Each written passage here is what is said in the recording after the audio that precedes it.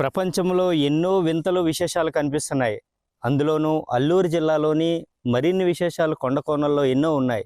ఇక్కడ మనం చూస్తుంది డూకురాయి అంటారు. ఇక్కడ చుట్టుపక్కల ఉన్నటువంటి స్థానిక గిరిజనులు ఒక చిన్న కొండపై శిలగా ఉన్నటువంటి సుమారుగా 20 అడుగుల ఎత్తులో కనిపిస్తుంది. అడ్డం చూసుకున్నట్లయితే 15 అడుగులు కనిపిస్తుంది.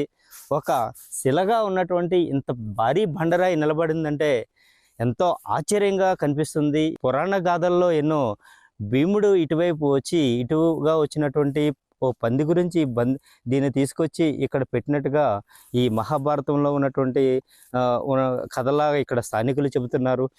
ఈ రాయ చిన్న బేస్మెంట్తోనే ఉంది. సుమారుగా 20 అడుగుల ఒక గోళంలా కనిపిస్తుంది. ఇక్కడ మనం ఏమాత్రం స్లిప్ అయినా సరే జారిపోతాం అన్నట్టుగా ఉంది.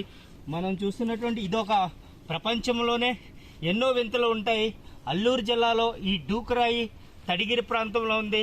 చాలామంది చూడొచ్చు. ఇది ఎంతో విచిత్రంగా కనిపిస్తుంది.